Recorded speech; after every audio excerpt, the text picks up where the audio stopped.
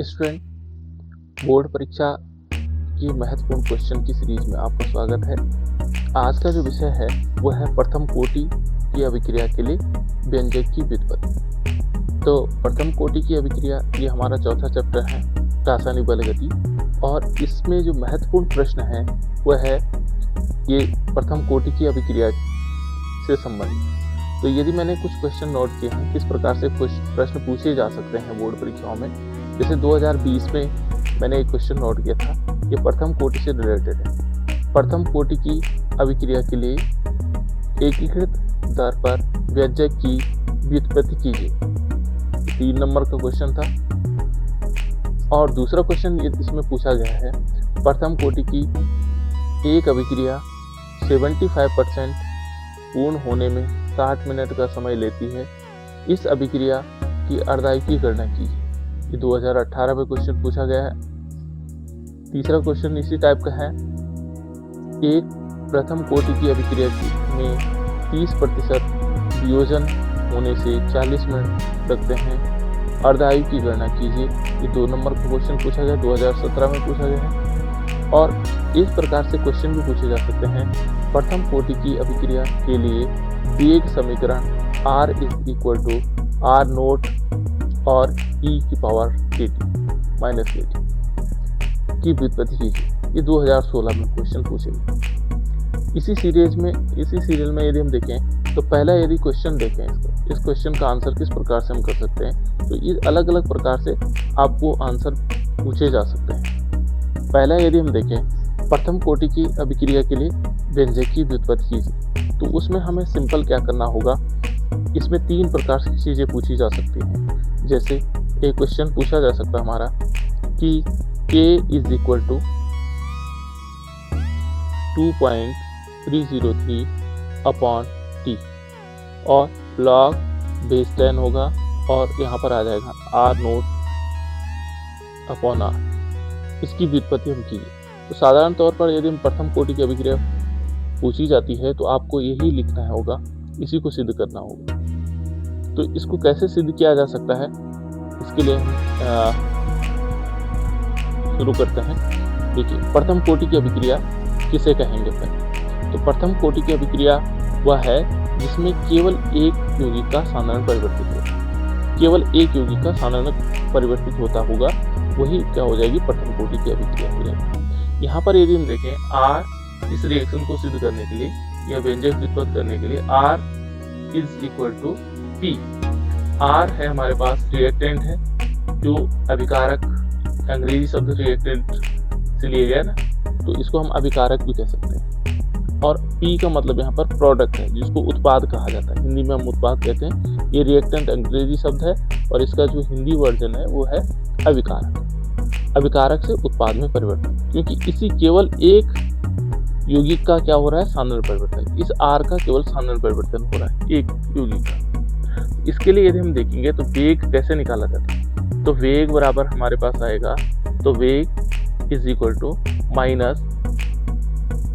-d और active mass of R/dt। ये अभिक्रिया का वेग है, क्योंकि यहाँ ध्यान रखना, जब हम इसका वेग निकालते हैं तो 2 प्रकार से निकलता है। एक तो निकलता है कि जितने इसमें कमी हुई हो, इसलिए माइनस का जो चिन्ह लगा हुआ है इसकी कमी के हिसाब से लगा है ना, जितना यहाँ से कम होगा और यहाँ प्रोडक्ट बनेगा। और ये डायरेक्टली समानुपाती होता है, जो यहाँ सांद्रता बचेगी कुछ मात्रा प्रोडक्ट में हो जाएगी और किसके समानुपाती हो जाएगा, जो वहाँ पर सांद्रता बचेगी, यानी कि हमारे पास हो जाएगा एक्टिव मास ऑफ R1, यानी कि 1 के फॉर्म में। जो एक पहला पदार्थ हमने लिया, ये एक यौगिक लिया, उसके साथ इसको आगे यदि सॉल्व करेंगे तो ये हो जाएगा -d और active mass of R/dt is equal to, यदि हम इसको इक्वल के रूप में लेंगे, यहाँ पर K एक कांस्टेंट आएगा, कांस्टेंट होगा, और यहाँ आ जाएगा एक्टिव मास ऑफ R। और इस R को यदि हम क्या करें, R1 को हम R0 यानी कि 1 के फॉर्म में न भी लिखें तो तब भी चल सकता है। इस R को हम क्या करेंगे, इस R को हम इसमें ले लेंगे, यहाँ पर ले लेंगे, इस वाली पोजीशन पर ले लेते हैं। R को कहाँ पर ले, इस वाली पोजीशन से, यहाँ से ले लेते हैं। सिंपल क्या करेंगे, इस R को हम इस वाली पोजीशन पर लेते हैं। तो यहाँ क्या आएगा, minus D active mass of R upon, यहाँ पर ले सकते हैं active mass of R is equal to, अब डी टी कहाँ चला जाएगा, इस के साथ, यानी कि के डी टी, इस प्रकार से ले लेंगे। अब जब इस प्रकार की फॉर्म आ जाएगा, इसको हम किस रूप में लिख सकते हैं, यहाँ से यदि माइनस के चिन्ह को यहाँ परिवर्तित कर देंगे, ठीक है ना, इसके डी टी को लेंगे तो ये क्या होगा, इस प्रकार से लिया जा सकता है, दोनों यानी दोनों तरफ माइनस ले लेंगे, ये प्लस हो जाएगा, ये माइनस के फॉर्म में आ जाएगा। इसको हम इस रूप में भी लिख सकते हैं, यानी कि D active mass of R upon R is active mass of R is equal to minus K D T, इस टाइप से भी था। अब यदि हम इसका समाकलन लें, मान लीजिए हमारे पास ये है और इसका हम क्या करते हैं, समाकलन लेने पर, इसका दोनों तरफ हम समाकलन लेंगे, तो समाकलन लेने पर क्या होगा, इंटीग्रेशन होता है समाकलन, तो समाकलन में क्या होगा, यदि हम इसका समाकलन लेने पर, इन दोनों इक्वेशन लेने पर, इस समाकलन लेने पर क्या होगा, इन दोनों का समाकलन किस प्रकार से, समाकलन का चिन्ह इस प्रकार से बना होता है, और यहाँ होगा D active mass of R upon, ये आर के रेफरेंस में लेंगे, और इज इक्वल टू माइनस के, और ये डी टी किसके, डी टी के सापेक्ष होगा, टाइम के सापेक्ष होगा। तो इसका जब समाकलन लेंगे तो यहाँ पर क्या आएगा, ये आएगा लेन, समाकलन लेने के बाद active mass of R is equal to minus K T plus I. ये आई क्या है, ये है समाकलन स्थिरांक, इसको हम कहते हैं समाकलन स्थिरांक, कहीं के ऊपर इसको सी भी लिखा जाता है, कांस्टेंट, ठीक है ना, सी भी लिखा होगा कुछ किताबों में, यहाँ आई या सी हम में से कुछ भी लिख सकते हैं, ठीक है ना, तो आई भी लिख सकते हैं, इसको सी के रूप में हमने क्या कहा, समाकलन स्थिरांक, आई जहाँ पर आई क्या है, समाकलन स्थिरांक है। यदि हम क्या करें, यदि टाइम इज इक्वल टू 0 और जो r है, r की जगह r is equal to r naught है, मान लीजिए हमने r नोट लिया, r नोट क्या है, यहाँ पर प्रारंभिक मात्रा है, जो स्टार्टिंग मात्रा थी इसकी, उसको हम r नोट के रूप में लेते हैं, ठीक है ना, r नोट हो तो ऐसी दशा में क्या हो जाएगा, हो तो इसको किस प्रकार से लिखा जा सकता है, इसको लिखा जा सकता है यहाँ पर लेन, और यहाँ क्या आ जाएगा, आर नोट आ जाएगा, इसकी जगह क्या आ जाएगा, आर नोट, ये हमने आर नोट ली, तो जब ये आर नोट आ जाएगा, ये आर की जगह क्या आ गया, आर नोट आ गया, और जो T time is equal to 0, यहाँ पर 0 ले लेंगे तो इसके के साथ गुणा करने पर वो 0 हो जाएगा, पूरी संख्या क्या होगी, 0 हो जाएगी, ये पूरी संख्या 0 हो जाएगी, और यहाँ पर क्या बचेगा हमारे पास, इज इक्वल टू प्लस आई, क्योंकि हमने इसकी जगह क्या रखा हुआ है, 0 रखा, तो 0 के साथ जब किसी भी संख्या को गुणा करते हैं तो 0 हो जाता है। तो इस प्रकार से क्या हो जाएगा, ये हमारे पास वैल्यू आ जाती है इस टाइप से, यानी कि प्लस आई की वैल्यू, यानी कि जो इंटीग्रेशन कांस्टेंट है उसकी वैल्यू कितनी है, लिन आर नोट। तो इसको हम क्या मान लीजिए, यदि समीकरण 1 मानते हैं और इसको समीकरण 2 मानते हैं, तो समीकरण 2 का मान हम 1 में रख लेंगे, इसकी वैल्यू इसमें रख लेंगे, यहाँ पर प्लस आई की जो वैल्यू लिखेंगे तो किस प्रकार से आ सकती है, तो यदि हम इस वैल्यू को यहाँ रख लेंगे आई की जगह, तो क्या हो जाएगा, यदि हम इस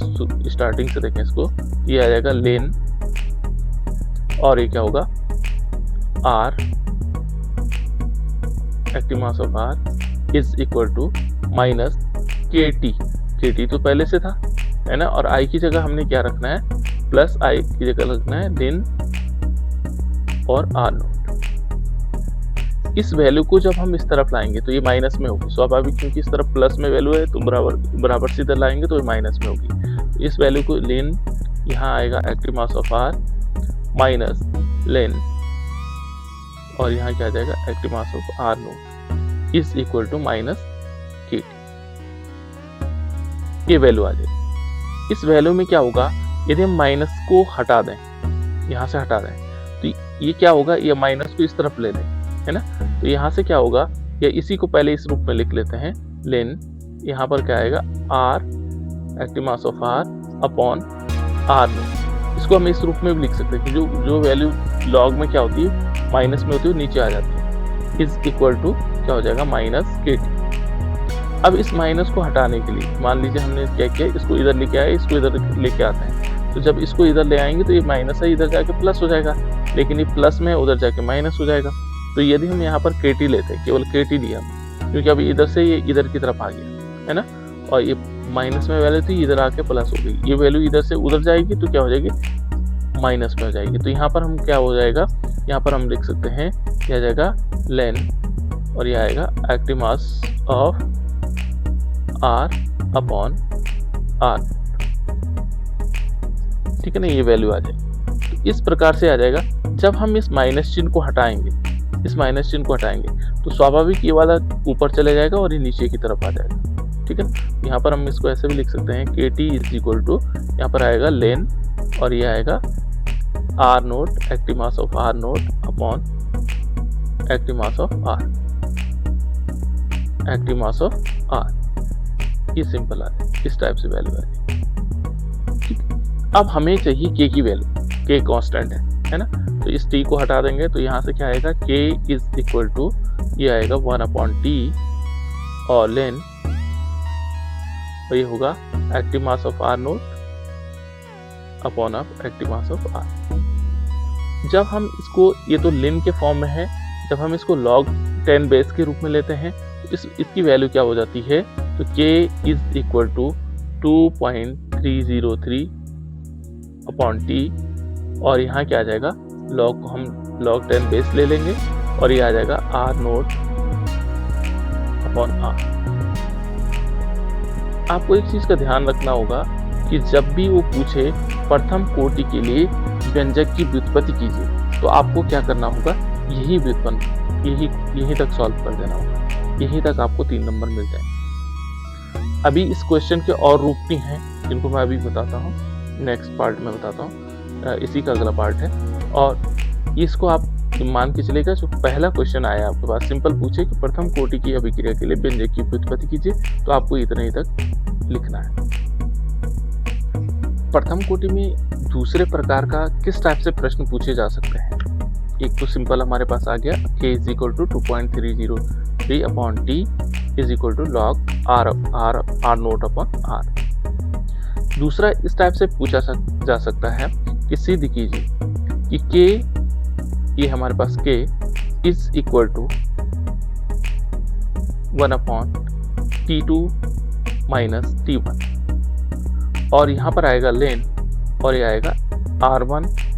active mass of R1 upon R2। इसको सिद्ध करना है, तो ये दूसरे प्रकार से पूछा जा सकता है कि किस टाइप से इसको सिद्ध कीजिए, प्रथम कोटि के लिए निम्न को सिद्ध कीजिए। तो ये इस प्रकार से भी प्रश्न पूछे जा सकते हैं, तो हमें कुछ दिक्कत नहीं, आपको करना कुछ नहीं है, सिंपल उसी तरह जैसे हमने पहले किया था, सेम उसी प्रकार से हम इसको सॉल्व करेंगे। देखो, हमने एक रिएक्टेंट लेना है, यहाँ पर हमने क्या लिया, रिएक्टेंट, ये अभिकारक हमारे पास है, अभिकारक है, और एक किस में हो रहा है, प्रोडक्ट, उत्पाद में परिवर्तित हो रहा है, क्योंकि रिएक्शन पहले अभिकारकों के साथ होती है और उत्पाद का निर्माण करती है। यहाँ पर जैसे हमने पहले किया था, वेग, यदि हम वेग निकालते हैं, क्योंकि यहाँ से क्या होगा, कम होगा और इधर की तरफ बढ़ेगा, तो कम होगा तो उसको माइनस में दिखाएंगे। अभिक्रिया का वेग निकालने के लिए तरीका है minus T upon R, mass of R upon यहाँ हो जाएगा डी टी। और ये हमेशा ध्यान रखना है, किसके वेग हमेशा किसके साथ, अभिकारक की सांद्रता के समानुपाती होता है।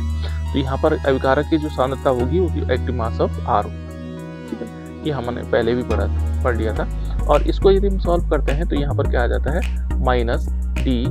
Active mass of R upon D T, और इज इक्वल टू यहाँ पर क्या आएगा, के एक्टिव मास ऑफ आर। यदि हम इसको और आगे सॉल्व करते हैं, ये सेम वैसे ही चल रहा है जैसे पहले चला था। तो यहाँ यदि हम देखें, ये के आ गया, अब यदि हम इस माइनस को यहाँ से हटा दें तो यहाँ माइनस आ जाएगा, या इसको इस तरफ ले लेते हैं, इसको इस तरफ ले लेते हैं, तो तब भी ऐसी कंडीशन आ जाएगी। यानी कि हमारे पास इस टाइप से हम इसको लिख सकते हैं कि जैसे हमने पहले लिया था कि डी, और यहाँ पर क्या आएगा, active mass of R upon D T, या इसको आर को हम अभी ले सकते हैं, नीचे भी ले सकते हैं, पहले हम इस डी टी को लेते हैं, डी टी लिया और इस माइनस के चिन्ह को हमने इस तरफ ले लिया, के, और यहाँ हो गया एक्टिव मास ऑफ आर, ठीक है ना। इसकी पावर 1 थी, उसको 0 या 1 एक की पावर हो जाएगी, तो यहाँ पर 1 हो या न लिखें तब भी चल जाएगा। इसके बाद यदि हम इसको आगे देखें, इस आर को हम इस तरफ ले लेते हैं और डी टी को यहाँ ले लेते हैं, तो इस ये आएगा D active mass of R upon यहाँ क्या आएगा R, active mass of R is equal to minus K D. अब फिर जैसे हमने पहले समाकलन लिया था समीकरण 1, इसको यदि हम समीकरण 1 के रूप में ले लें, समीकरण 1, यहाँ पर हम इसका समाकलन लेने पर, यहाँ हम लिख सकते हैं समाकलन लेने पर, तो समाकलन लेने पर क्या हो जाएगा, समाकलन लेने पर या समाकलन करने पर, समीकरण 1 का समाकलन करने पर, तो समीकरण 1 इसका समाकलन करेंगे तो क्या आ जाएगा, जैसे हमने पहले किया था चिन्ह लगा के भी कर सकते हैं या सीधे डायरेक्ट भी कर सकते हैं। तो यहाँ पर यदि समाकलन करेंगे तो ये आ जाएगा लेन, जैसे पहले हमने किया था लेन active mass of R is equal to minus K T और प्लस आई क्या है, समाकलन कांस्टेंट है, और ये हमारे पास समीकरण 2 आ जाती है। यहाँ पर हमने क्या करना है, जहाँ पर ये आई को हम नोट कर सकते हैं कि आई क्या है, समाकलन स्थिरांक है। यदि हम इसमें क्या करें, यदि टाइम इज इक्वल टू 0, माना सपोज हमारे पास यदि हम क्या करते हैं टाइम इज इक्वल टू 0 और r इज इक्वल टू क्या है r नोट हो, मान लीजिए हमारे पास एक जो r है वो क्या हो r नोट हो, मान लीजिए r नोट ले लिया है ना, r is equal to r naught. इस वैल्यू को रखने पर यदि यहाँ पर r है तो इसकी जगह हम क्या करेंगे r नोट रख लेंगे, और यहाँ पर क्या होगा टाइम की जगह 0 रख लेंगे, यहाँ क्या हो जाएगा ये लेन आएगा, लेन इसकी जगह हमने क्या लिया r की जगह r नोट ले लिया प्रारंभिक मात्रा। यहाँ पर यदि हम 0 रखते हैं, 0 के साथ किसी भी संख्या का यदि k का गुणा करेंगे तो ये क्या हो जाएगा, सारा का सारा 0 हो जाएगा, कुछ भी नहीं रहेगा इसमें है ना, 0 हो जाएगा। तो इसमें क्या आएगा प्लस आई के बराबर, इसको i इज इक्वल टू, इसको चाहे समीकरण 3 मान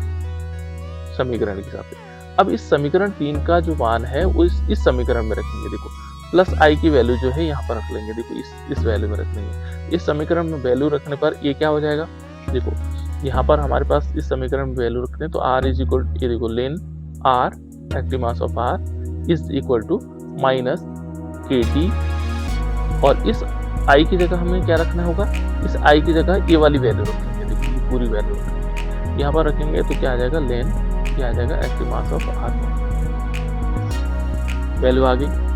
अब जब ये वाली इक्वेशन हमारे पास आ जाएगी,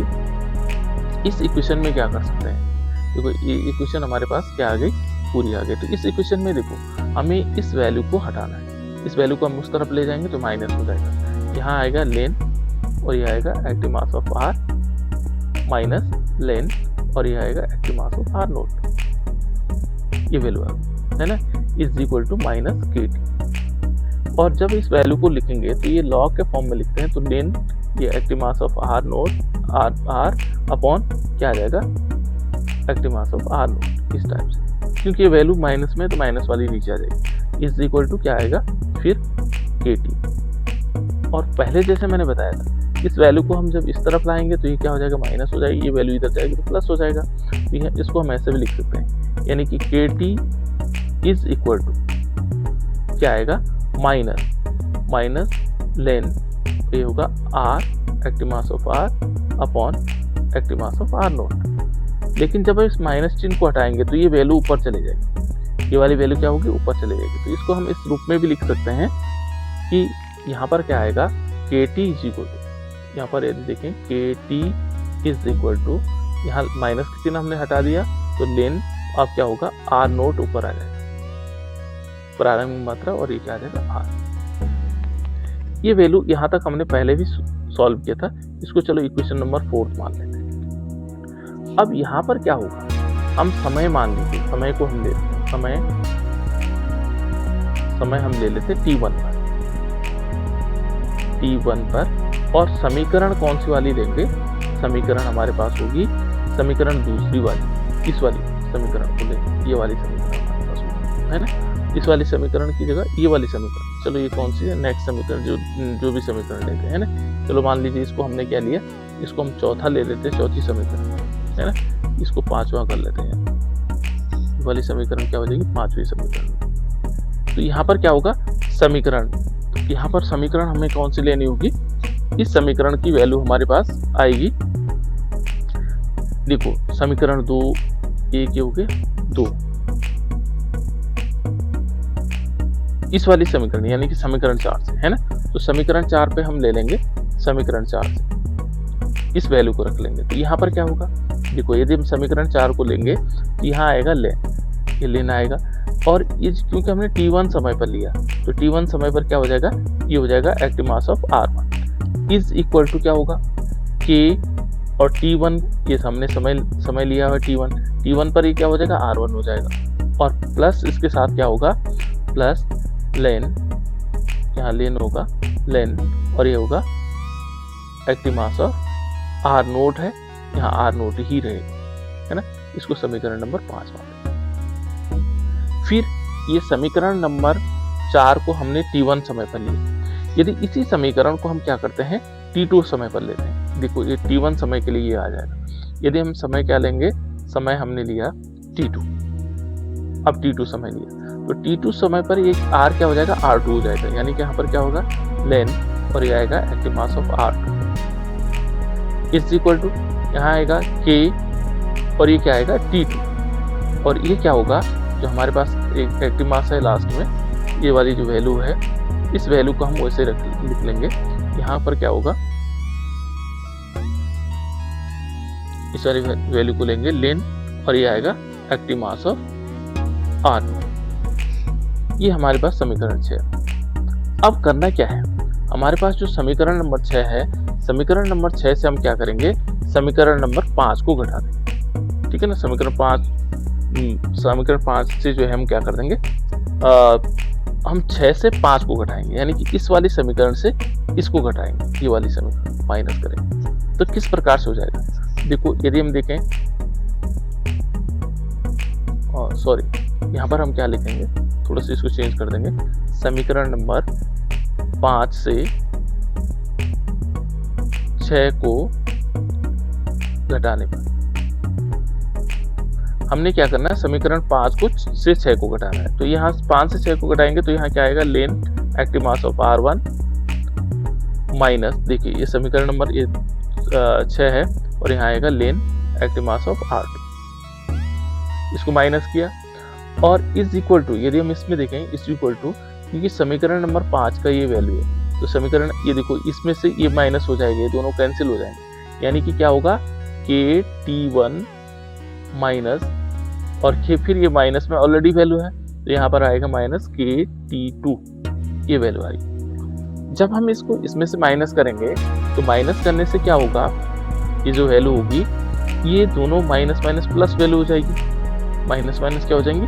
प्लस हो जाएंगी वैल्यू, है ना। इसको हम इस प्रकार से भी लिख सकते हैं, देखो यहाँ पहले इस वाली इक्वेशन को देखते हैं, ये इक्वेशन क्या हो जाएगी, यहाँ पर आएगा लेन r1 active mass of r1 upon active mass of r2,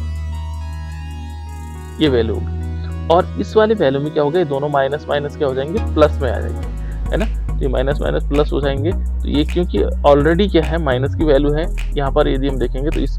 इसमें माइनस लगा हुआ है, यहाँ पर मैंने कहीं माइनस नहीं लगाया था, इनको माइनस कर देने, ये वाली वैल्यू माइनस है, ये वाली वैल्यू माइनस है ना। तो यहाँ पर यदि हम इस इक्वेशन को देखें तो ये क्योंकि इसमें माइनस ऑलरेडी है, पहले से ही लगा हुआ है, तो यदि ये माइनस माइनस प्लस हो जाएगा तो इसको हम ऐसे भी लिख सकते हैं माइनस, ये देखो ये तो प्लस में हो जाएगी, ये वैल्यू प्लस में हो जाएगी, तो यहाँ पर आएगा k t2। अब ये क्योंकि इसके माइनस में इसे तो माइनस ही रहना है, क्योंकि पहले से माइनस है ही, ठीक है ना, इन माइनस माइनस के चक्कर से प्लस हो गया, ठीक है ना। तो यहाँ पर आ जाएगा k t1, इस प्रकार से आ जाएगा। तो यहाँ पर क्या है, यदि हम k को देखेंगे तो k कॉमन है, k क्या है इसमें कॉमन है, तो इसको हम ऐसे लिख सकते हैं t2 minus t1, t2 minus t1, इस वैल्यू को हम इस प्रकार से भी लिख सकते हैं, ये इस टाइप से आ जाएगा, और ये बराबर किसके बराबर आएगा लेन, और ये आएगा r active mass of r1 upon active mass of r2। यदि हमें k की वैल्यू निकालनी है तो k की वैल्यू इज इक्वल टू, ये कहाँ आ जाएगा बेस में आ जाएगा, यानी कि 1 अपॉन t2 माइनस t1, और यहाँ आएगा लेन, और ये आएगा active mass of r1 upon active mass of r2। ये दूसरे टाइप से भी, इस टाइप से क्वेश्चन ये सिद्ध करने के लिए आ सकता है आप लोगों को, ये दूसरे टाइप, लेकिन पहले टाइप का जो है आपके पास जो सबसे ज़्यादा इंपॉर्टेंट है वही है, ये दूसरे प्रकार से,